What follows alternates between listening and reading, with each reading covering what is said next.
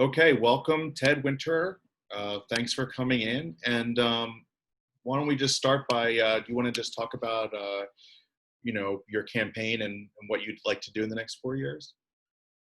Yeah, I would like to serve a third term. I've been saying it lately. I've been thinking about it for a long time, but I'd like this to be my final term. I think it's time for those of us who, are getting older and been on the council to step aside for the next generation, some of whom are probably on this call, some of whom you'll be interviewing later today.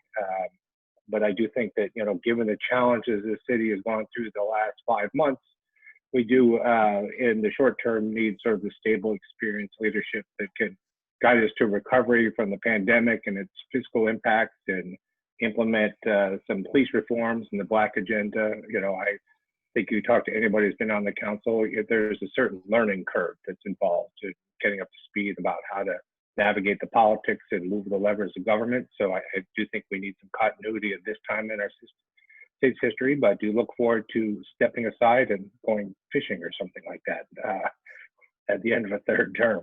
As I've mentioned, we need to continue our efforts along with the county Department of Public Health to stamp out the impacts of this virus. There's still a great deal of work to do, even though the numbers are fortunately beginning to trend down, so that we can get people back to work and kids into school and return to at least some semblance of normalcy until there's a more permanent either treatment or vaccine for the virus. We need to restart our economy. You can see what's happening just this weekend, sort of the balancing act we have to do with the extreme heat we're having, particularly east of us. We have tons of people coming into the city, which is great because they're spending money and we get a little revenue spike.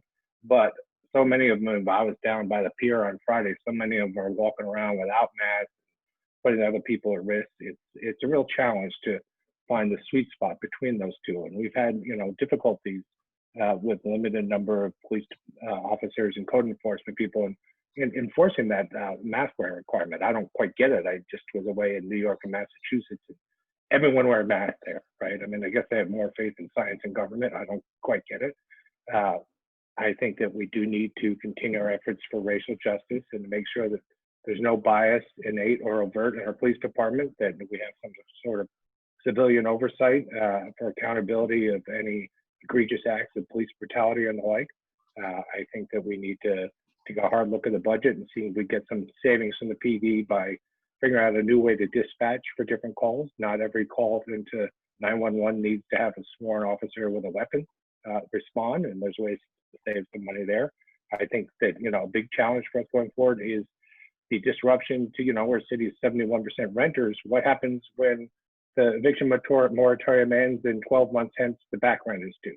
That's not something we've been quite able to wrap our brains around. I don't know what legal options we have to protect people who are in debt. Certainly we would have to require on some state financing, and I certainly hope we have a Democratic administration sworn in on January 20th and that we start getting some funding for things besides bombs being distributed throughout cities and states in the country. Thank you. And I guess I want to start by asking you, you mentioned in your questionnaire that you thought that there's no way the city can meet the arena goals, which is a common thing that a lot of candidates have said. So I'm wondering what it is that we should then do in response to that, and what our approach should be to create as much affordable housing as possible. Yeah, well, certainly we can meet the market rate housing goals, right? That's historically not been a challenge in the city, and I don't see it being a challenge in the future. But obviously, since 2/3 of the goals are for affordable housing, you can only get so much out of the inclusionary zoning and market rate housing, and that's not going to skin that cat. So, it really requires more 100% publicly financed affordable housing. We have been a good actor in that field for years, but when Jerry Brown got rid of redevelopment agent funding, that turned off a spigot of $75 million a year in cash that we were using primarily for affordable housing. So I think the first step is incumbent on the state to finally get around to coming up, and I know they're preoccupied with other issues this session, but in the next session, they really need to come up with a son of RDA 2.2, that provides municipalities some funding for support for 100% affordable housing. Absent that, we have to look at ways to generate more local revenues. One of the things we'll be examining in the future is a revision to our business license tax, which right now there's a lot of highly profitable corporations, many of them in the tech field, that really arguably aren't paying their fair share of taxes for local services and programs in the communities. I think we need to capture some of those revenues from them so that we have more funding for affordable housing and other programs. I'm also supportive of looking at sort of a windfall profit tax on the large market rate apartment buildings, because I think they've been doing incredibly well. They've been granted the license to make money in the city, and they should be sharing some of that money. There's obviously a nexus between the creation of expensive market rate housing and the need for affordable housing, and we should take a look at that. So I have to come up with local revenues. And once again, blue wave, baby. Hope we get the right government in, and we start getting some more federal funding, not only for construction of affordable housing, but we need a lot more Section 8 vouchers than we get right now. So I hope that happens. Great, thank you. And let's go to Ed. Looks like, did you have a question or? Okay, Yeah. And then Amy. Yeah. Next. Good morning, Ted. Morning, Ed. Yeah, a lot of your answer was talking about, the basic economic recovery and renewing some of these revenue streams into the city treasury. If we look at, two of our biggest developments facing us are the Miramar and 4th in Arizona. And the main issue there that we're hearing is that both of those will do exactly what we need, provide extra funding into the city treasury. So here's the question about, say, the Miramar. The big opposition there right now seems to be the condos on top of it, primarily because TOT will be eliminated from that potential revenue stream. So the question is, and this is just conceptual, if the Miramar were to propose that they value with the city the amount of TOT that would come from those condos if they were in the rental pool, and they paid that amount of TOT on a regular basis to the city, whether they were rented or not, would that eliminate the condo opposition to that project? Yeah, I mean, we endeavor to negotiate something like that. I think another option is, the related project across the street from City Hall, where there was luxury condos built, about 175 units of affordable housing. I don't know who's responsible for it. They negotiated that deal in 2008, 2009, and I don't know if there was a council member or staff member, but they baked into that deal profit sharing, that after Related got X amount of dollars from the sales of the condos, we then participated in any excess profits. Now, their timing was excellent. They went on the market right as the economy was recovering from the Great Recession.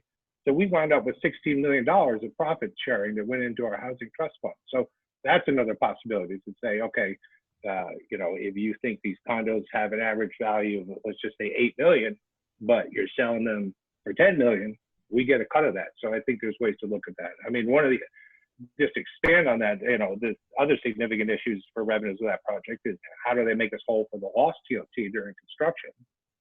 And there has to be an ideal assurances that they will get reassessed. We know what happened when Michael Dell bought that property, that used lawyers and tax dodge to get around the reassessment of property tax, and that cannot happen this time around if that project goes forward. Right, so you see the condo issue is not that the fact that they exist in the plan, but that the city will not have TOT revenue from that chunk of the real estate. Yeah. Okay. Thank you. Great. And Amy, you want to go next? Thank you for your answers. I have a question actually that Ed sort of addressed, but I want to pivot towards sustainability and arrangements where there's collaboration. A lot of talk has happened recently about the need for strengthening our grid, and I've gone to several conferences and stuff like that have happened over the last several years about building resiliency into the grids. And is there any wiggle room that the city has to help businesses and builders install, batteries, incorporate their connection to the grid so that the city itself can take advantage of the extra energy that's produced by solar, for example, or stored on, schools, or stored on rooftops, and help the businesses get some sort of advantage to that. Has that idea been floated before, or is this kind of now being revisited with the wildfires and our need for energy and rolling blackouts and such?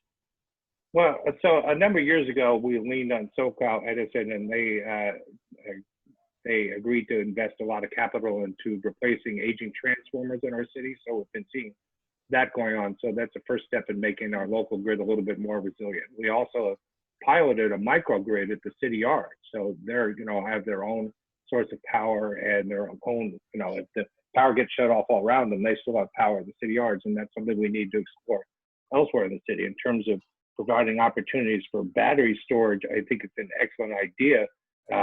We do have the advantage of being able to legislate certain requirements in new construction, and we can certainly look at that. We already require photovoltaics. I see no reason why going down the road we shouldn't require battery storage.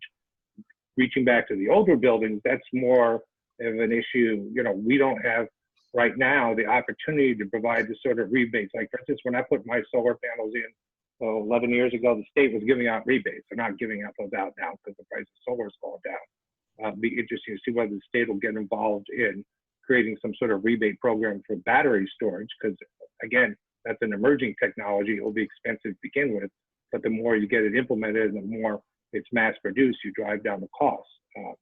But I'm not sure right now what we could do locally to increase the battery storage here. It is part of our climate action and adaptability plan. But we don't at this point have any specific legislative priority in that area.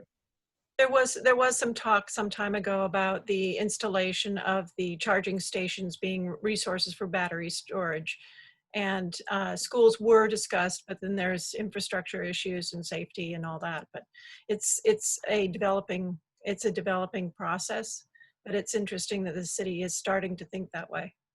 Yeah, well, and it, just what we're experiencing right now makes it clear how urgent this issue is, right? And it sort of moved to the back of everybody's minds between civil unrest and the pandemic, but the clock is ticking, and we need to double down our efforts. We've done a good job in Santa Monica. We've cut our GHG emissions, to close to half of what they were in 1990 levels, but now that was sort of the low-hanging fruit. Now the tough stuff comes ahead of us, and you're right, battery storage is one of those components. And transportation is the big sector we have to look at. Right.